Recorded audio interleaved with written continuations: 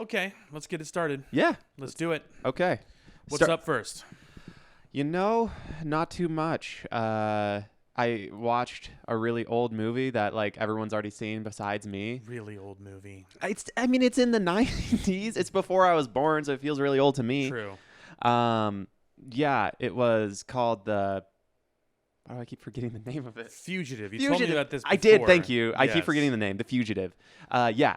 Wow, that was amazing. It's a good movie. Yeah. It's just always been on my bucket list to watch, and I never did, and I'm really happy I did. Yeah. I also have like The Sopranos like on the back burner. You haven't seen The Sopranos yet? No, because I know it's phenomenal, and I know one day I'm gonna have like a spew. Maybe in a few months from now, I'm just not gonna have any content that I can't consume. So I'm like, okay, I need a good thing that I can consume, and I know is gonna be good. You're waiting for a content hole? Yeah. Given where we currently are, there's probably not going to be one, but you never know. Yeah, I don't know. We'll see. No, with the strikes. We might. You might. That's true. So it might be time for The Sopranos. Go back to the old Sopranos. Yeah. What's new with you? I think we had a conversation recently about DVD collections. Yeah. And we were talking about how much physical media we have. And we were born in different decades, but we both nonetheless have collected quite a lot of different media. Mostly DVDs, mostly Blu-rays, what have you. And that got me to thinking, there's a lot of streaming shows that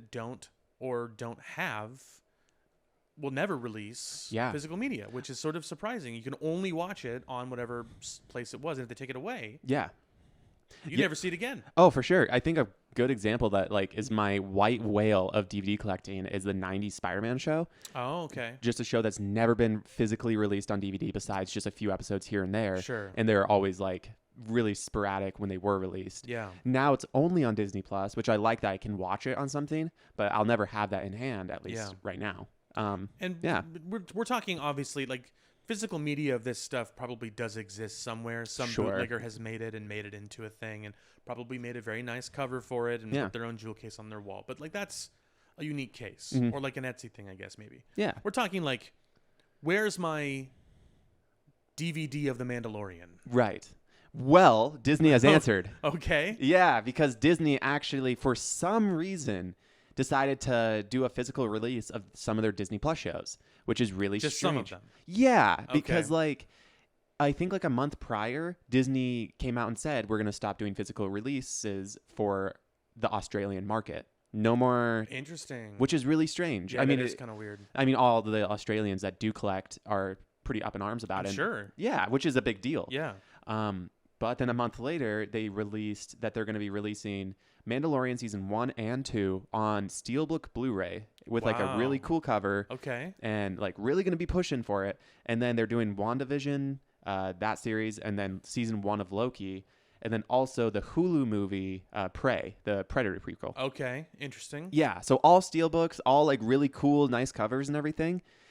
And I love it. I'm so happy for it. Those are I mean clearly amongst their echelon of material, their sort of arsenal of content. Those are ones that have performed fairly well for them. I don't really know how well Prey did, but I guess well enough. Or maybe it could well be received at least. It could be a sample of releasing more movies.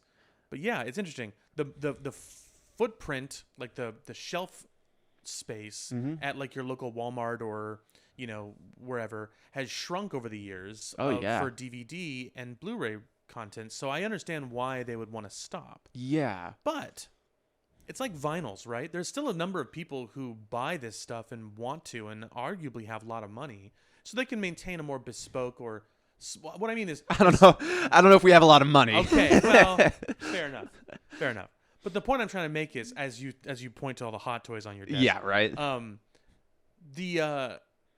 The market has certainly shifted, and it's now I think moving more into collector, which this seems to indicate to me. Sure. Steelbook, Blu-rays, nice art, like full seasons and stuff like that. Yeah. That reeks to me of like I see my new consumer as a collector, not as a random person who just sees a season of a show at Walmart and goes, yoink, I want that. Yeah, exactly. So. I actually totally agree with you.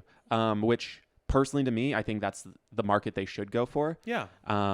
because people like me will be buying that. Yeah. And that's exactly what I'm looking for. Are you going to get all 4 of these? I'll get them. Yeah, all of them. Wow. Yeah, because I loved all of them. I thought Loki, WandaVision, Mando, and Prey, if you haven't seen it, is fantastic. I have not seen Prey yet. Yeah. I do hear good things. Yeah, just something you wouldn't expect. Just a good story that like knows what it's trying to tell, but doesn't try to be anything more than that. Interesting. Yeah. What do you think the MSRP for these things is going to be? I don't know. That's scary. Because, like, to me, it's Disney dollars. I know. So. And, like, that's the thing. Steelbooks are already getting more pricey for movies. So I could see upwards of $60, which wow, okay, is pretty high. Yeah. Like, per season, I think for Prey, I could see around $35 for just because that's a movie. Sure. But I could see because they're like, oh, it's a season of a show. We're going to pad out that money. Yeah. Because we need to. And the cost of Blu-rays and DVDs obviously has been going down. I mean, for the most part, as they hit bargain bins and promotions and sales and stuff. If you can go into a Walmart and come out of it with something that, even if it was released 6 months ago, it's going to be like $8, it's $10. Yeah, like they have their like original releases where it's like $35 sure. to $40. But then it drops significantly. Yeah, which bums me out because I bought John Wick 4 like right when it came out because I love that movie. Sure. And now I saw it on sale for like $8. I was like, damn, okay. Yeah. All right. See, that's the thing. Ugh. That's crazy.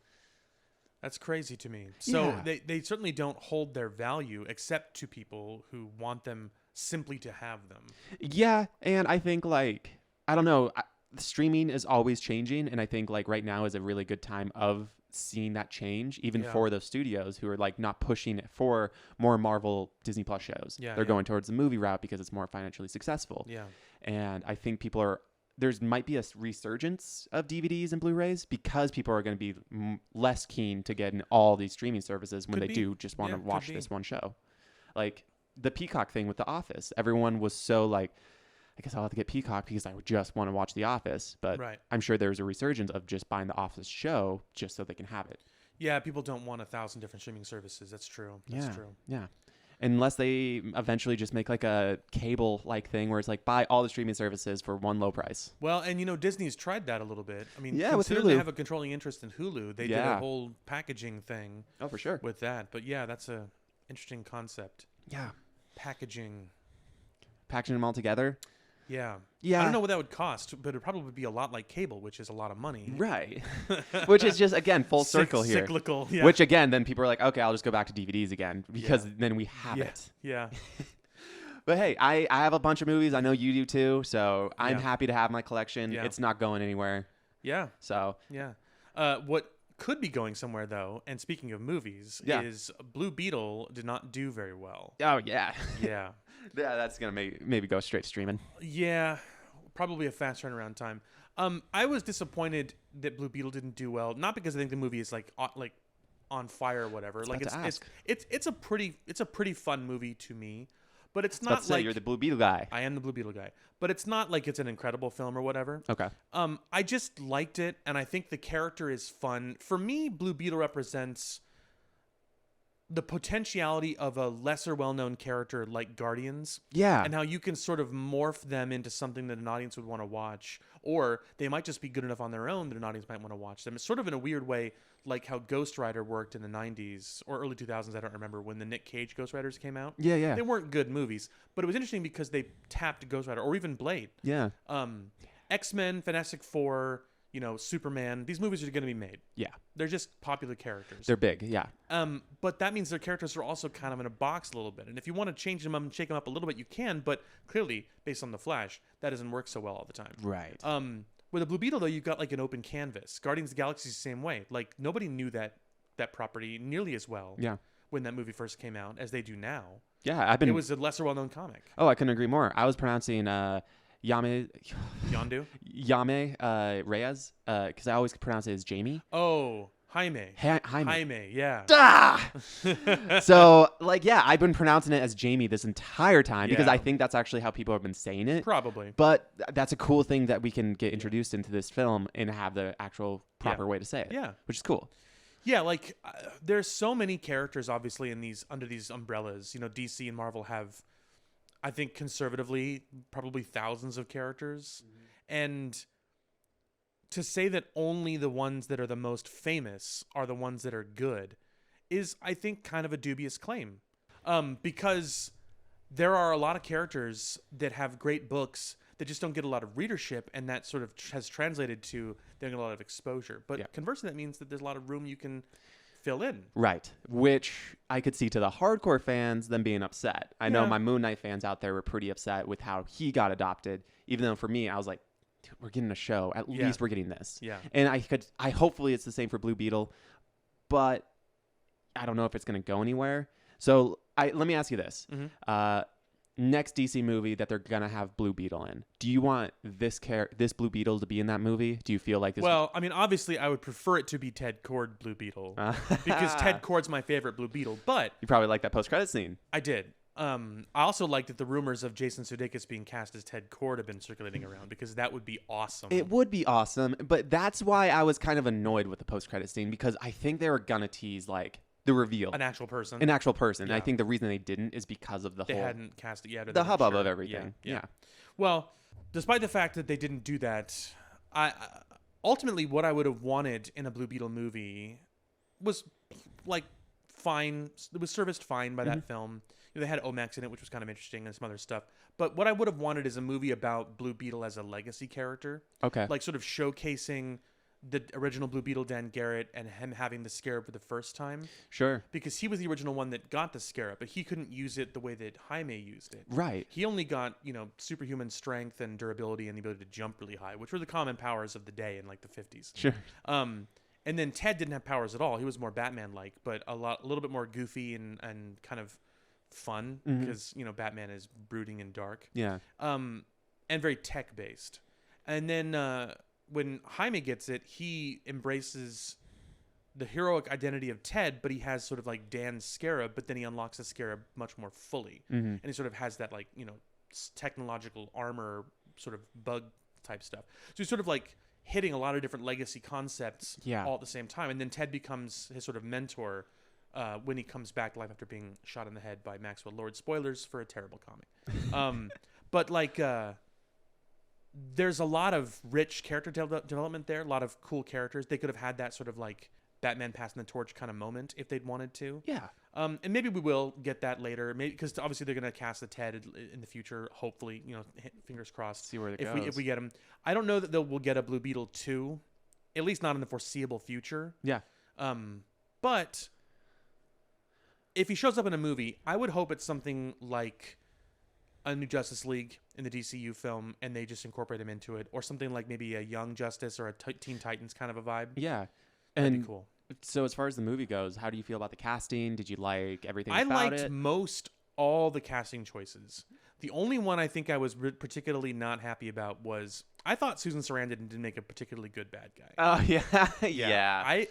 I don't know. Susan Sarandon, to me, at this point in her career, and she's a great actress with a long history in Hollywood. Yeah. But at this point in her career, I read her more as Ma Kent than as Victoria Cord, the like, I'm gonna corporate, yeah, like I'm a despot type, bloodthirsty corpo type.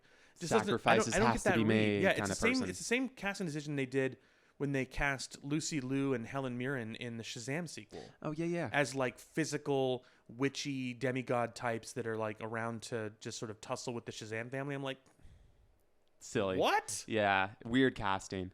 Yeah. Yeah, I think that was definitely a big thing that I wasn't a big fan of. But I think like other than the movie being very formulaic, I think that was my biggest problem with it. And I think you touched on a really good point that they could have gone in a different route to make it feel a little bit more like... If they wanted to, yeah. I guess more... the legacy concept. Embrace the legacy concept. Embrace like he has like to fill some shoes that he didn't know he had to in the first place. Yeah.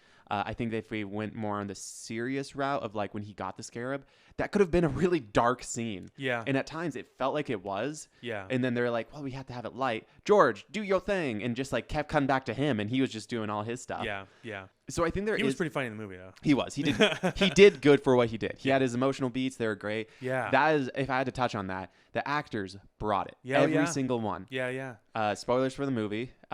When the father passes away. Yeah.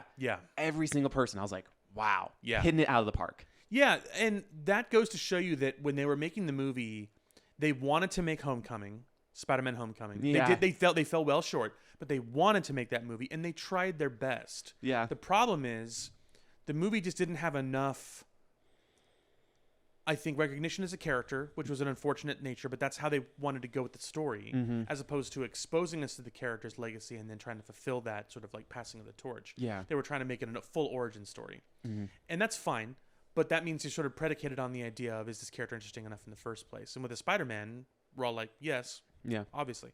With other characters, we're sort of like, meh, mixed. Like that's kind of the Eternals thing. The Eternals not very well known. Yeah. And the Eternals decided to go the different direction that Guardians went. Guardians was like, I don't care if you know who I am. We just live here. Yeah. And we're doing our thing. Get on board or don't. We don't really give a shit. With Eternals, though, they wanted to sort of like educate us about the Eternals and then tell an Eternals story. Right. Yeah. And the Guardians beginning. didn't care. And yeah, maybe that's what we're trying to do. Like, I think the Eternals failed at that because they tried to have like this whole history lesson and then have a movie after it. And it was like, wow, there's that history lesson could have been a movie. Yeah. It could have been its own thing. Yeah, sure. exactly. And I think there could have been a part of that, but it could have been too much going on in that movie. I think they did have a good part of like really honing into the family aspect. I think they saw that how strong that was, and they just wanted to keep playing it up. Yeah. Yeah. I think if I had to dog on this movie some more, I'd say like the killing aspect I thought was a little strange. Yeah. Just because that was just a weird message, because they made it such a thing for Blue Beetle to not kill. Yeah. But their family was full Rambo. So yeah, that was Ted's vibe also. Like obviously Batman, Ted used something called a BB gun, which is sort of like a thing that shot compressed air. Okay. So it would like knock people out essentially. So for his little air cannons. And Jaime followed in Ted's footsteps and also didn't kill people. Cool. And would use sort of similar tactics and stuff just from the suit. Yeah. And that was kind of interesting. But then the characters around him were all just happy to shoot people and stuff. And I'm like, what? No problem. Yeah, that was kind of weird. I liked the granny, but at the same time, like her joke got a little like, okay, I know where this is going. She was weird looking. She was, yeah. But I thought it was still fun overall. I thought the suit looked phenomenal. The suit looked great. And that was a big win for me too. Yeah. Is that, the movie, obviously I wanted to be better than it was. But if they had turned in a really subpar suit, or they'd really diluted it down to being like only a few pieces are technological and otherwise it's just like, a unitard or whatever. Yeah, and it's CG. That'd have been too bad. Yeah. They really embraced the idea of like, he's got this full-on carapace of stuff with expressive face and all that kind of thing, and that was really cool. So I'm glad they did that.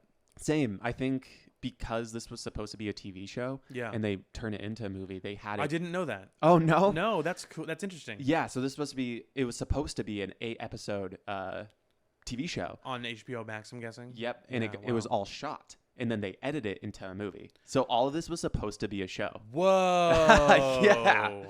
Yeah. Whoa. Yeah, it's super interesting in my opinion. Yeah. And that they could have, if they did a show, I mean, I don't know. I think that DC was also trying to play the game of like, these shows aren't really working out for everybody. I'm wondering what's on the cutting room floor then, because that's interesting. I mean, specifically like they could have cast a chord that might have shown up, and they decided later on, if it's going to be a movie and does well, we don't want to limit ourselves to that guy that we hired. Right. So maybe let's just cut him out and his scenes are gone. And instead it's the sister. Yeah. And the niece or whatever. Exactly. And I felt like when we were in the Blue Beetle like lab and everything, like it felt like we needed to be there longer. Yeah. Because it was a really nice set. Like there was everything, it felt practical. And probably if it was a TV show, we were. Exactly.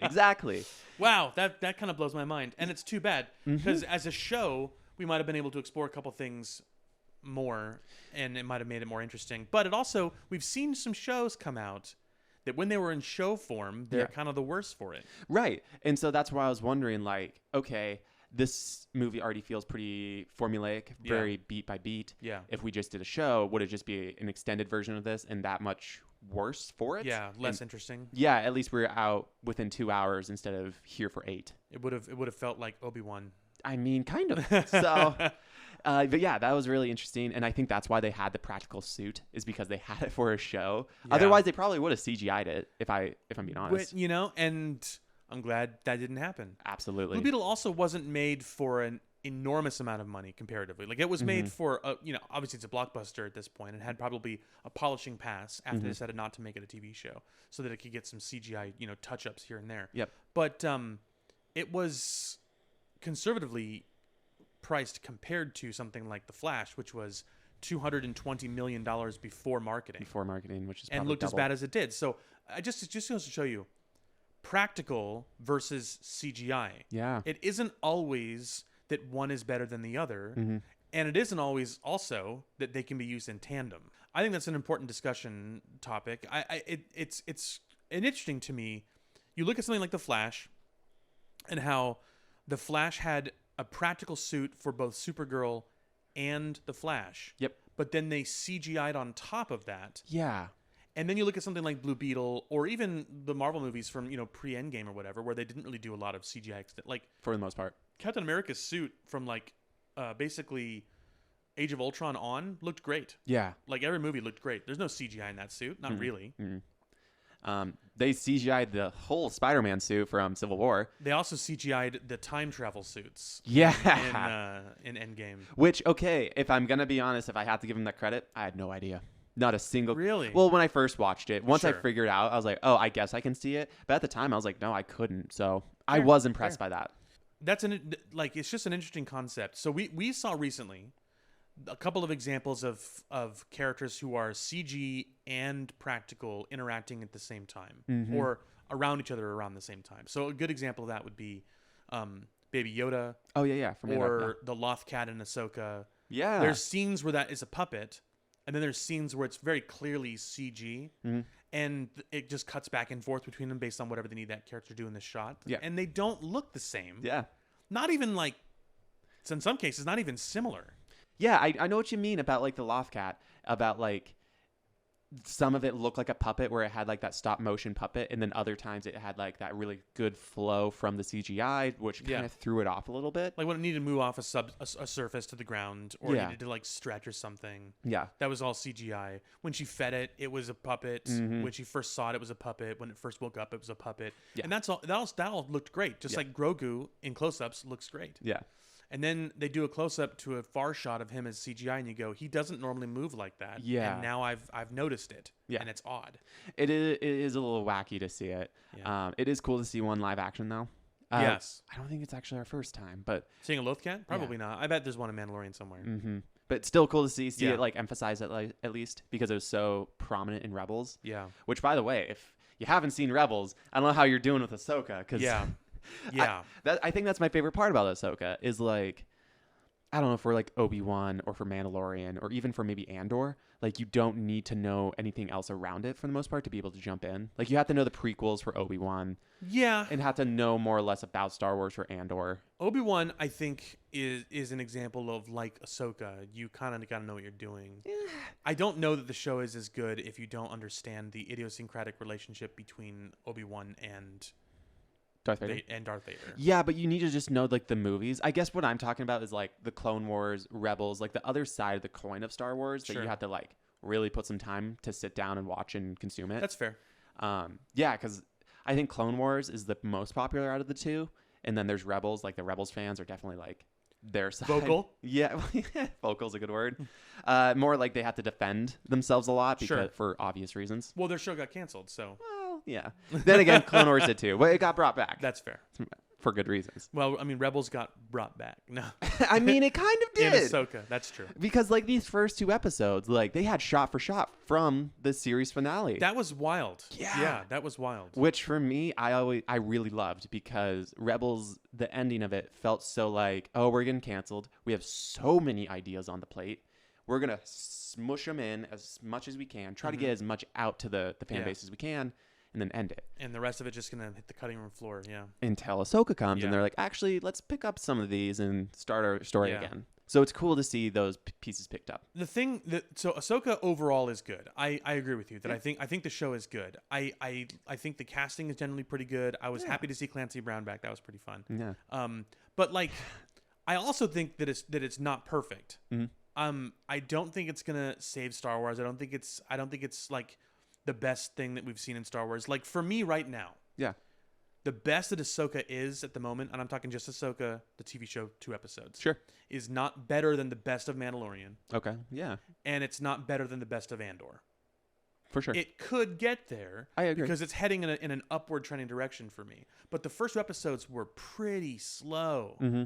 And we've confused other shows with that too. Problem is, some of those shows didn't right the ship. They stayed slower, they stayed mediocre, and they didn't stick the landing.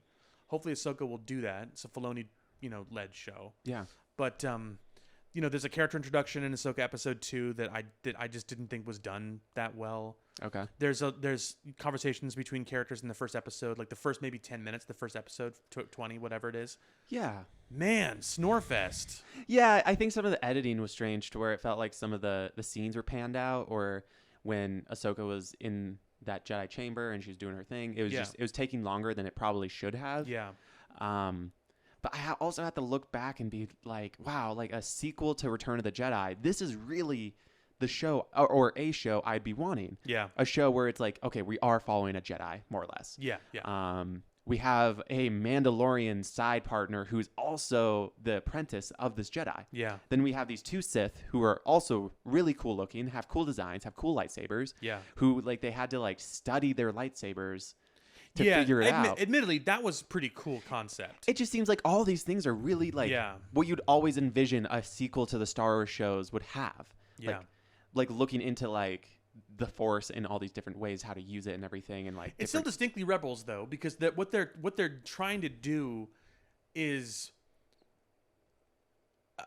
the Star Wars movies were selflessly motivated. They're trying to stop the Empire and save the common man of the galaxy. Yeah. Ahsoka is in contrary to Rebels, which is sort of building that same concept.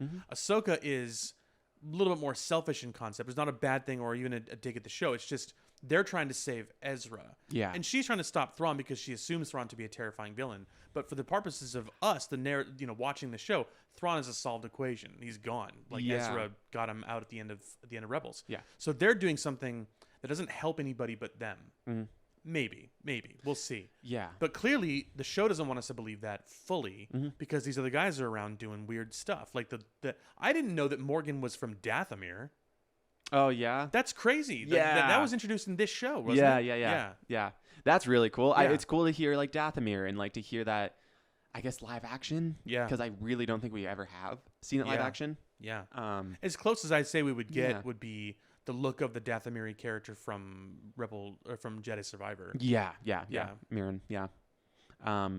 So I don't know. I'm thinking of what I would want more of the show to be, and I'm more just curious on where they're going to go because I think everything they're setting up seems promising. I agreed. I don't have any misgivings about the show. If anything, I just want to make sure that they don't inadvertently make the show so interconnected to its own mythology that people who don't know anything about Ahsoka or Rebels or Thrawn's appearances in Rebels are not going to have any appreciation for what's going on or be able to like it. Hopefully the narrative's good enough on its own, but it's the reason I brought up the selfish motivation is that from the jump this could lead us to Ezra, but also it could lead us to Thrawn, and which are 2 names. If you haven't watched anything else and you just want to sit down and watch Ahsoka, you do not know. You might know Thrawn because his name just keeps getting thrown around. Well, that's fair. If you saw Mandalorian, I'll grant you that's fair. Sure. But if you didn't see Mandalorian, and this is the first exposure you had of Star Wars because Rosario Dawson has a lot of industry buzz, and maybe your friend wants you to watch it because it's a cool new show, lightsabers, all that kind of stuff. They're going to say a couple names in this show. There's going to be a couple brooding motivations that you're not going to fully understand because there's characters who are nursing wounds from previous times that you have no exposure to. Yeah. And they're probably not going to do flashbacks that would reiterate, which is the other problem. No, I think it would just be flashbacks that would help push have greater context. Yeah, have greater context. They could be flashbacks still. They could try to do both, but I don't think it's probably going to do that for the most part. Yeah. I don't think they're going to try to hold your hand, and I think they try to implement that from the beginning. Yeah.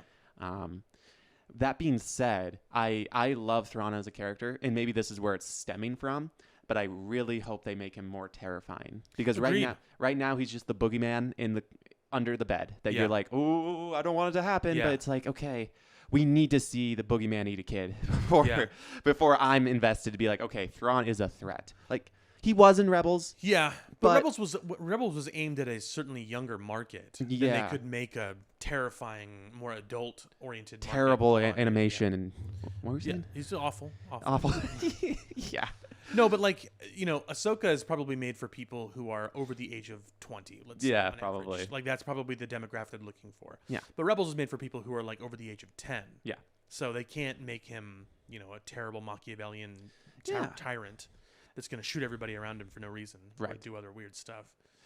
I think another critique I could think of with this show is when Sabine cut her hair. I really liked that whole scene and everything. Yeah. The only thing I wish is if we got like a better scene of showing Sabine in her suit, in her Mandalorian, like she's back. She's back, baby. She also didn't put the helmet on in that. No, she didn't. It's the only difference between the two scenes that I could really call out. Yeah, and so like when we got to see her, it was just like a hologram, and I was like, oh, okay. Like, I wish it could have been, like, she didn't have to be in a hologram. She could have just, like, walked in and, like, boom, there she is. Sabine in her suit. She's looking awesome. Yeah. So I felt like that was kind of, like, a missed opportunity. Yeah. And as far as, like, the rest of the episode goes, it didn't feel like there was a reason it needed to be the hologram. It wasn't like, oh, I'm actually on the ship. I just wanted to make an entrance or something, so. But, yeah, I'd say that's my biggest nitpick. I'm still going to be tuning in to, Tuesday nights.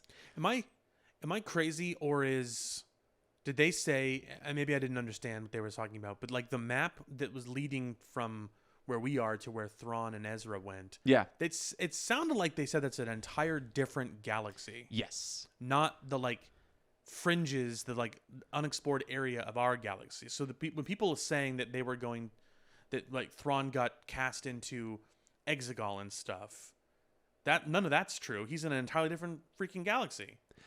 That's way further away. I don't know. Because Exegol is at the edge of our galaxy, is my understanding, where the Emperor is. Right, but wait, when did that happen? That they said he got sent to Exegol?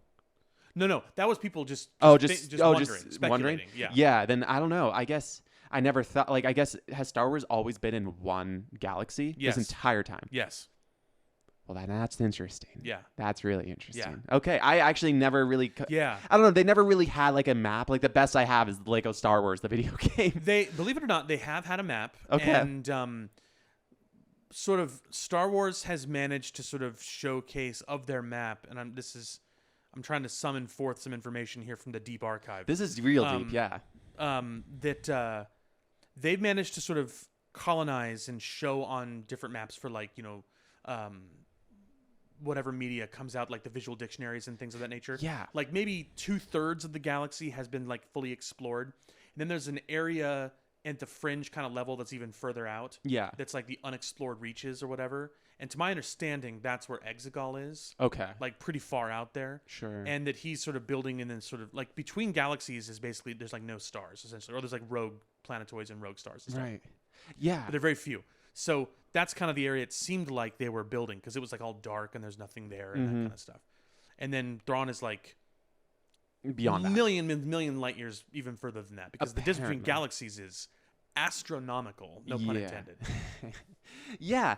And who knows? Maybe from this show we'll actually get like the Star Wars map. Yeah. Like Middle Earth. Like, you can picture in your head, what that map looks like. Yeah. And so that really helps from the beginning to know like, okay, here's where Frodo is. Here's where we need to go. Here's where this person is. And so that helps. But Star Wars, for the most part, has never had that. Not like a definitive. Yeah. Probably an official map is always going to come from a secondary canon source of some descriptor. Yeah. Because it is like pretty, cement. It's like definitive. Once you do it, it's there. Yeah. And you can't really, you just have to work around it. Which is funny. Because Marvel recently said they're going to do a official canon timeline. I saw that. Yeah, we didn't even write that, but they announced that. Yeah. And that is oh my God, I feel like that's ridiculous. It's crazy, yeah. It's crazy because they're going to just shoot themselves in the foot. Yeah, they're going to put headstones on stuff that they didn't realize was going to be logical inconsistencies. Because so many things have already become inconsistent with the Eternals, with Captain Marvel. Yeah. Captain America, the first Avenger. That really was supposed to be like, no, this was the start. Yeah. And they're like, no, actually, Shang-Chi's dad has been around so much longer. Like, you have no idea. The Eternals even longer than that. Yeah, and it's just like, oh my gosh, how much more are you guys going to keep going? Because you keep exploring history. Like, what's going to happen when we go to Kang? Yeah. Yeah, he's all about time. Yeah. So, I don't know. I don't know either. I'm also curious to find out when episodes like Falcon and the Winter Soldier actually happened compared to when things like WandaVision happened or when things like whatever.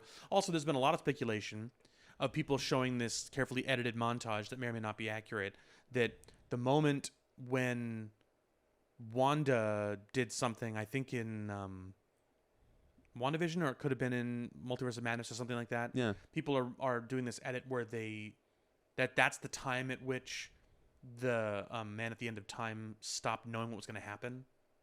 Not because he dies, but because somebody else did something, and they assume it's Wanda, that broke the sort of canon events of what was going to happen. Okay. And then Sophie took the opportunity to kill him at that point, but something else happened. Now, I think that may be some just clever editing. That could be. And wish fulfillment, but... That'd be cool. I'd like to think they did that. That still makes Spider-Man No Way Home kind of just like its own little like... Yeah. I don't know what happened there. Yeah. But that would be cool to see, like, it all kind of being a conjecture, like, break in the timeline. Yeah. Because Marvel so far has been not too consistent with that. True. So for Star Wars to be able to hopefully have more consistency, since that is more or less what they've always been about, one linear story, one linear timeline, no time travel so far. For them, the Rebels had time travel. Yeah. Rebels fans, huh? You love this show, really? Look, I love Ahsoka, but I think she should have died at the end of season 2. It's interesting because she is now like the sort of beloved darling of Star Wars. Not for bad reasons. I think she's a fascinating character. But it's sort of an interesting concept that a character that was sort of born in the Clone Wars cartoon as like a throwaway Padawan plucky comic relief character has grown into this complex, nuanced, interesting, like aggrieved ex-Jedi type character. Yeah. It sort of vibes to me the same way Harley Quinn was invented to be the foil for the Joker. Yeah. Just, Paul Dini and Bruce Timm were like, yo, let's just give Joker some sidekicks. And then Harley Quinn has become this tour de force character, this massive media empire character in and around DC. You had to bring up Harley Quinn today, didn't you? Why? Did you not hear? No. The voice actor that played Harley Quinn in BTAS passed away. Oh. Sorry to tell you. Yeah. Wow. Yeah. She Arlene Sorkin. Recently passed away. Which is another bummer. Yeah, that is a bummer. Yeah. But it shows, again, like how big of an impact that she did make on the DC industry. Yeah. For sure. And it's cool to see Ahsoka there, too. I love that she has her own show. I love that she did get brought back. Yeah. But it felt like the only reason is because she's so loved. Is because it's like, we could still save the more character out of her. because we have more to squeeze. We could squeeze more. Even though if she did die at that point, that would have been a really good strong story decision for sure. Strong story. It's like if they would have made good on what, speaking of Harrison Ford from The Fugitive, if they'd made good on what he wanted earlier in his character life, and Die and Return, and they killed Han Solo, that would have been a strong character choice because one of the original trio would have died in their original trilogy. But they couldn't do it because you got to make that merchandise money, man. You can't let these characters go. Yeah, I totally agree. It's too bad though. I mean, he was able to work it out in his later contract, but that's true. That was only I'll show up for one more movie, but you're gonna kill me. Yeah. So, well, hey, you got what he wanted. My kid's gonna kill me, and it's gonna be dumb. Fine, I'll go for one more movie, but that was just for sentimental reasons. And then I'll do it again with Indiana Jones. Yeah, that's true. Boy, he'll keep taking those paychecks, which I don't blame him. Yeah, I don't blame him either. Yeah, but with Ahsoka, is there anything that you're specifically like looking forward to? Anything that you're wanting from the show? I want to know more about the two non-Jedi. Yeah. I think they're fascinating concepts because Ray Stevenson feels like he doesn't feel like a traditional Sith. Yeah, no. From the standpoint of like, I'm this guy who's like super into power and super into manipulation and wanting to destroy or subvert or whatever. Because at one point he even talks about the fact that he was well paid, which means money is important to him. Yeah. Like what would a Sith care about that? Yeah, not really. So that was fascinating. I wonder what his personal motivations are more. Yeah. And then he took an apprentice that was not really like a Sith apprentice. He took more like a Padawan learner. Yeah, very Padawan. Well, especially with the braid. Yeah, exactly. Yeah, which I'm pretty sure Sith don't do. Right. Yeah. So that was fascinating to me. I want to know more about his character. I'm disappointed we'll never learn anything more about him unless they recast him after this show. Right. But I think Ray Stevenson is knocking it out of the park with this guy. Oh yeah, he's a cool character with a complex concept. Also, cool beard too. Yes. How freaking cool is that huge hyperspace ring?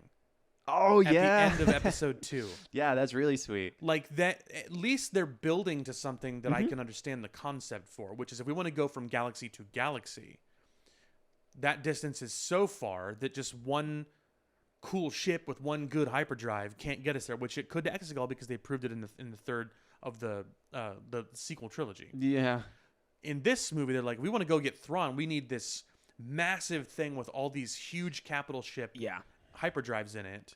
Yeah. Which is sort of Death Star-like in its construction. I mean, it's not nearly probably that big, but it was interesting. They were also manipulating the New Republic to like feed them hyperdrives and stuff. So that was kind of cool. It was cool, and I like that they're taking these concepts of like trying to do these big things, but having to scrap it together and not having it as clean. And that's one thing I would have liked in Rise of Skywalker, of them advancing the Death Star tech so much it can be Star Destroyer tech because it's advanced 60 years from then. Yeah, they just didn't really do it that well. They did a lot of things poorly in that. Personally, for me, they already mentioned Anakin, and one thing I really wasn't a fan of in The Mandalorian is how Ahsoka, or Boba Fett, I guess. Wow. I know. Is how Luke and Ahsoka are just buddy-buddy. For Ahsoka having her own show and for Ahsoka as a character, there's a lot more there than I think they just kind of waved off. Yeah. With Luke being the son of Anakin Skywalker and Ahsoka essentially being like the daughter of Anakin in a way, of a Padawan. There's so much more for conversation that... As controversial as it would be, I think Luke was probably a good fit for this story. Oh, yeah. To hang out with Ahsoka if they are chums. Now, he has his own motivation that they've set up in the premise of the concept. He's trying to build that school, so I get it. Yeah. That he's not around. But, weirdly, it would have fit if he was around. Yeah. Yeah. Timeline-wise, motivation-wise, interconnectivity-wise, it would have fit. I mean, if we go back to the ancient texts, like Luke did fight Thrawn. Like it was Luke and Thrawn back in the books. Yes. Back in the non-canon books, just to clarify. Yeah. So to bring him in to fight Thrawn isn't out of the question. Yeah, I think that a lot of that's going to get transposed to Ezra, I think. I think so too. Or Sabine, you never know. Yeah, it could be Sabine and Ezra. I guess just that is one thing that I think was an avenue they kind of opened and they didn't need to. Because, man, I really don't think like Ahsoka needed to be there for that Boba Fett episode, for the most part. She was just kind of there to, I don't know, guide Mando. Yeah, that almost could have been like weirdly, like it could have been not even in the Boba Fett show. It could have just been like a special day release of like Mandalorian: The Lost Year, or like what happens between this season and that season. Just like release it as its own thing. Yeah. They could have done a lot of things differently with how they did that. Touche. Yeah, it was a weird choice. I don't know if Boba Fett's getting to season 2. I don't know. They're probably not getting the Steelbook. That's for sure. That's for sure. Speaking of guys who are doing a lot of things differently, let's talk about the fact that Rebel Moon got a trailer. Yeah, and Snyder's doing things his own way over there at Netflix. Yeah, did you already hear they greenlit a director's cut? Oh man, this guy and his director's cut. I don't even think. I mean, maybe it is. Maybe it is like Zack Snyder and his director's cut. But do you think it's like that is like he's just kind of known for that now? It doesn't even matter. Probably. And it means that people are going to probably watch the thing twice, which is probably good for them anyway. That's true. But then again, I also remember there was a Watchmen extended cut there, like before all the extended cut kind of things. Oh, really? So it's known. Interesting. So maybe Snyder is more involved of it. If like all of the projects that he releases get director's cuts, when are they just going to let him make his movies now and not continue to do director's cuts? Not that I'm advocating for a guy to release 4-hour films all the time. Yeah, but like, that's true. You know, I don't know. Once he actually makes something that's profitable? Touche. Well, let's talk about Rebel Moon then. Okay. So Rebel Moon, speaking of profitable, it looks interesting. I will give it that. I'm not the biggest Snyder fan, but I think the movie does look interesting. Yeah. And it looks similar to me to two major things. One is a good thing. One is a very bad thing. Okay. So the good thing that it looks like is it seems to evoke to me a lot of similar sensations to things like Firefly and Game of Thrones if they were sort of like melded together or something like that. Like it has a very clear vision of what it's trying to accomplish. Now we haven't seen many of the different sort of like civilizations or armies or whatever, so we don't know where all the different people's like uniforms and stuff fit. Yeah. But there's a lot of consistency in what I saw, which means it doesn't have that weird chaotic hodgepodge of stuff. The ships look cool, the guns look cool, the fighting looks cool. There's lightsabers in it, which obviously I'm a fan of. Yeah. What the bad comparison I'm going to make though is it also looks a little visually noisy in a way that Jupiter Ascending was, which the Wachowskis made. Yeah. Jupiter Ascending was terrible. Not a good one. Nope. And so I'm hoping it's more on the former and less on the latter. But when I saw that trailer, both those things popped into my mind. Yeah. This looks very cool, looks very homegrown-y, looks very, very specific, unique to its identity, which is good. You want that. But it also, like, Jupiter Ascending popped into my mind, and I couldn't help it. And I was like, why am I reminded of Jupiter Ascending? Oh, because their trailer also was basically all flash, no substance. Right. And that's kind of what this trailer looked like, too. Yeah, and that's actually kind of what I am excited for, because I don't think Snyder is known for not having substance. Yeah. Like, I think, like, he can do Flash, I guess, but, like, he does like having those serious conversations. He does have a more gritty style to it. And so one thing about Star Wars that I like, but also, like, I think its downfall sometimes is it is bubbly a lot of the time. It is, this is a family. This is meant for kids. That's true. Except for, like, Andor, which really shook up the snow globe. Yeah, that's true. So to have Rebel Moon kind of have like a space cowboy feel, but really take it a little bit more seriously and detrimental. Yeah. I think it could be a cool spin. But we'll see if we actually get that versus all the glitz and glamour of the trailer. Yeah. Anthony Hopkins is in it. He plays some kind of robot that he was the narrator of the trailer. And so he's the one that's trying to set up for the audience what our expectations should be. Some kind of intergalactic war between some bad guy group and some good guy group. I don't know who's who yet. Also, I could kind of identify who our main character is supposed to be. I think it's that girl. Oh yeah, in the front of most of the ensemble shots. But I also think it could be Charlie Hunnam, and I'm not sure who's the main character. I don't know. Which I mean, I also enjoy. If I keep bringing it back to Star Wars, that's what I loved about The Force Awakens' first teaser trailer. Is like you didn't know anything, and you didn't know who the main character was. I thought it was Finn for all we care. Yeah, that's true. And it wasn't. It was Rey, but she wasn't really like honed in as the main character. It was just more. This is the world. This is like... Yeah, I wonder what that says about us. But yeah, I get your point. Oh, good point. No. Actually, Finn was the one that popped out of nowhere. He was the first person we saw. It's true. I think the trailer indicated that Finn was going to be the main one. Plus, he held the lightsaber at the end of the trailer. He's like... So they bamboozled us. I'll take that to my grave. They did bamboozle. Oh, they didn't try to bamboozle China. I'll take that one to my grave. Oh, okay. Yeah, as far as Rebel Moon, I'm looking forward to it. I think it's going to be interesting. It's wild to me that Rebel Moon is made for $166 million twice, because that amount of money made 2 movies. Yeah, wow. Movies are expensive. Yeah, movies are expensive. It just goes to show you, though, back to what we were talking about earlier, Rebel Moon's trailer had a lot of visual effects in it. Yeah. Clearly. I mean... A lot. Spider lady, lightsabers, many spaceships, guns, explosions, robot people, whatever. Some of that looked practical in a kind of a cool way, but a lot of it we know is going to be CGI. I thought the CGI in that trailer looked excellent. Yeah, for sure. And then we look at the Flash, made for a third more money. Yeah. And only 1 movie. Awful. I think DC's going to be sitting on the Flash for a long time of just like, ooh. That's a bitter pill for them to swallow, for sure. And I think like the worst part is like I still stand like that movie was still like solid as far as like kind of a movie goes. Like it's still like the acting is well done. I think like you still have like the mother-son relationship that I still think they nailed at the end of like the touching moments. Yeah. But to have the CG be so atrocious to where it really actually downs your movie because of that. Yeah, that's going to sit with you. And the financial fail is probably also going to sit with them. Like, if we imagine that movies in this day and age, because there's so many of them and because they're made for such radically different amounts of money and stuff, are like mining for gold. You knocked a piece of rock off, and you pick it up, and it's the Flash, right? Yeah. And you go, this is mostly rock and a very little gold. But there is gold in there. I agree with you. The Flash had a couple moments that were good, a couple concepts that were fine. When you knock off something else and pick it up, like, to me, if I look for the amount of, raw ore, like raw gold between Blue Beetle and the Flash, I liked Blue Beetle more than the Flash. Okay. Personally. I see what you're saying. It's less of a pretentious movie. It's less of a weird movie. Yeah, they had a goal in mind.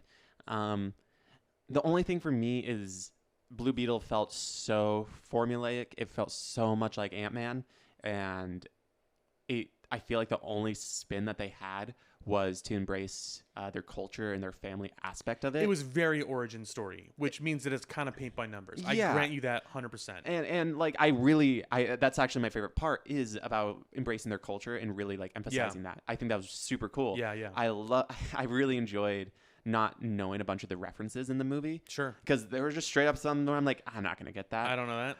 But I like to be on this other side of the coin. Because I know there's other people that watch DC and Marvel movies and be like, I don't know what you're talking about, buddy. And then I'm over there just screaming. So it's cool to be on that side. Yeah. I'll unzip my head, put my brain in yours, and then you'll never not know the references. So back to Rebel Moon really fast, though. Yeah.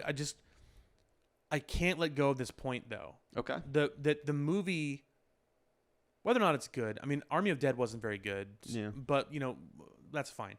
The movie, it just goes back to CGI. It goes back to practical effects. It goes back to effects in general. It's just a conversation about movies.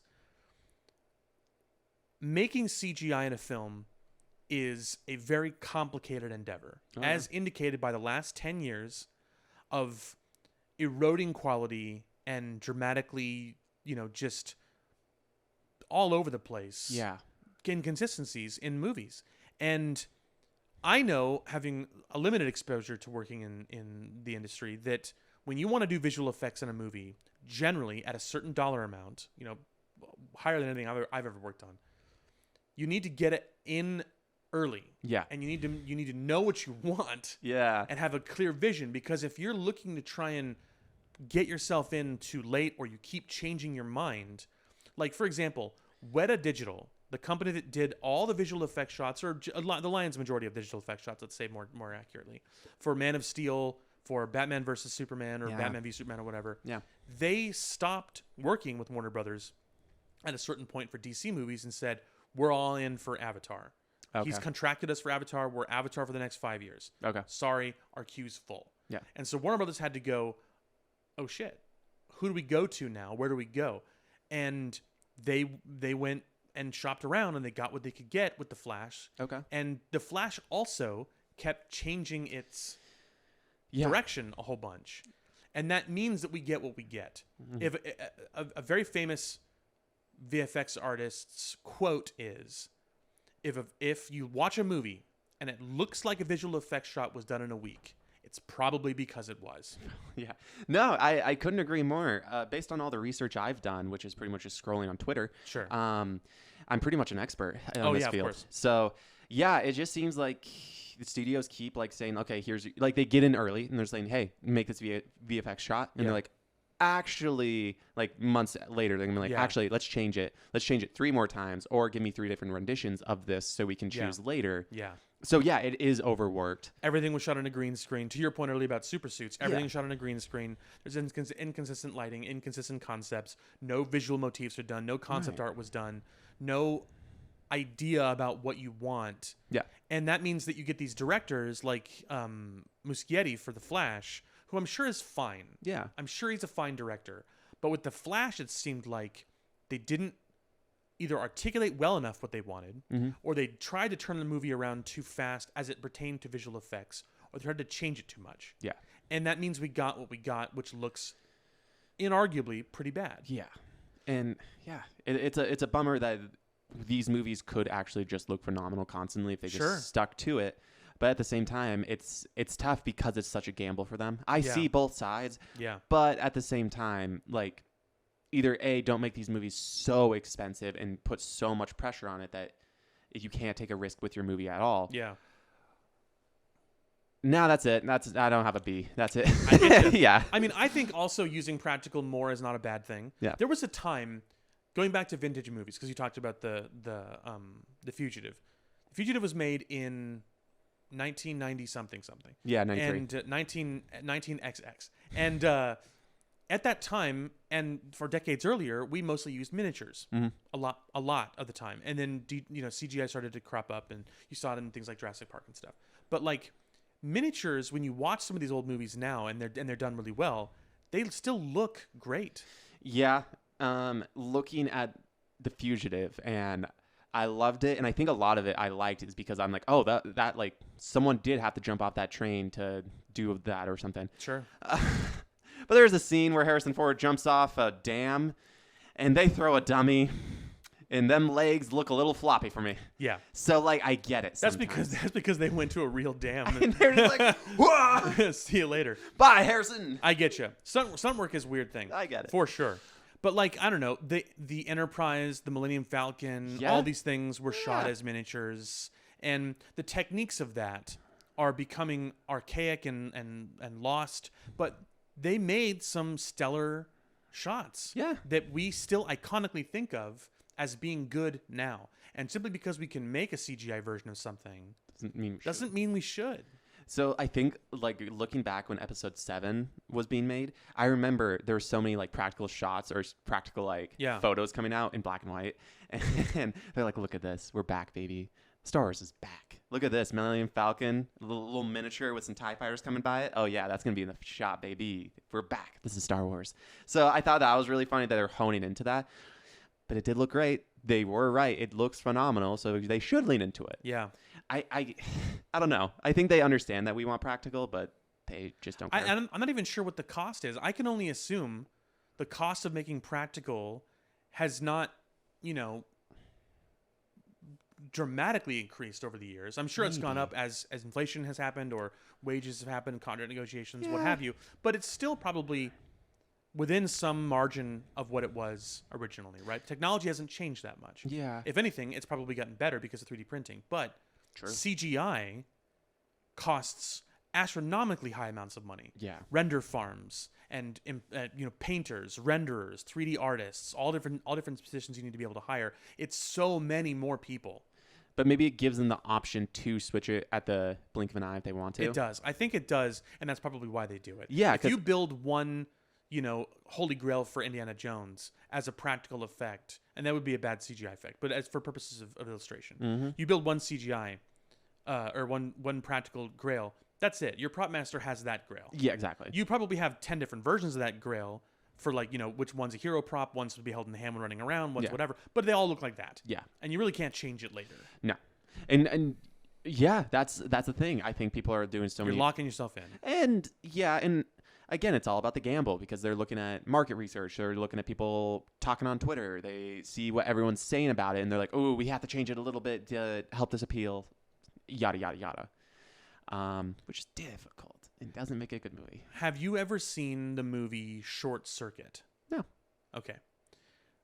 Short Circuit is a movie that was made in the 80s, and it has a robot in it named Johnny Five. Okay. And Johnny Five is alive because he gets hit by a bolt of lightning, and he becomes like self-aware. Okay. The reason why I'm bringing this up is because it's a charming movie for whatever reasons. But in that movie, Johnny Five is a practical robotic puppet. Okay. Like the Ninja Turtles. Oh, cool. In the first Ninja Turtle movie, the entire film. So when the actors are interacting with Johnny Five, just like with Grogu, it feels like there's something tangible in the scene to interact with. Not a tennis ball being held up by a stagehand or a guy with a gray suit on with a bunch of black triangles with a head this much higher for your eye line. Yeah, exactly. And when I watched Chappie, which is a Neil Blomkamp movie that also has a robot in it. Yeah. The movie's fine. I thought Neil Blomkamp is very good at doing CG. So it still seems to fit, but it feels somewhat intangible. Okay. It doesn't feel like there's really a robot there and they're really touching it. Probably there was times when they had an actual practical like arm or leg or torso or whatever to touch. But I just there was a point in Marvel movies also when Robert Downey was like, I'm not going to wear the suit anymore. Yeah. And they switched entirely to digital suits. Yeah. They got him a little like maybe gear, but nothing. Yeah, but for the most part, there was a period of time, like Iron Man 2, I think was maybe the last real time when it happened, with the exception of a couple maybe shots here or there. Yeah. Where he was like wearing a lot of a suit. And I don't know, I think the charm of that was really cool. Oh, yeah. No, I mean, the charm of it, it looked great for the most part. I mean, yeah, there's a lot of CGI in those movies too. But absolutely. At least yeah, for sure. that they took the time to make it look good at least. Yeah. I do remember the shot where Rhodey and Tony are about to fight the rest of the machines at Iron Man 2. And they're just wearing the helmets. And then they have the CGI suits. Yeah. So I think it was a little bit of both. There's one more. Oh, yeah. Chappie was a terrible movie. Yes, it was. All right. Yeah. Yeah. Blomkamp is a good... like Tim Miller. Tim Miller's not a great director either, in my opinion. Sure. I think a lot of the reason why the first Deadpool was so good is because of Ryan Reynolds. But Tim Miller is a fantastic visual effects supervisor. I'll give you that. And I think Neil Blomkamp's the same way. Yeah. Blomkamp's movies are kind of like District 9 is weird and Chappie's not that good, but the visual effects in those movies are insanely good. 100%. Because that's what he wants to do, is what he makes. And all the short films he makes are like that. Same thing with Tim Miller. He made Love, Sex, and Robots, or whatever it's called. Love, Death, and Robots. Oh, yeah. All that's just an opportunity to just sort of like have a good time making visual effects and doing whatever you want with short films, which I think is his greatest love. Yeah, and that show, I think it's getting like a third season. There's good. Yeah, a lot of people love it because it's just cool animation, one-off stories with just insane, cool things to look at. Yeah. Yeah, it's awesome. Cool things to look at. Yeah. Do it right, Hollywood. Yeah, just do it. Just do it right. I mean, how hard is that? Dang. My gosh. Yeah, like we know. We solved it. All right. All right, that's all we got. Cool. See you next week. See you next week.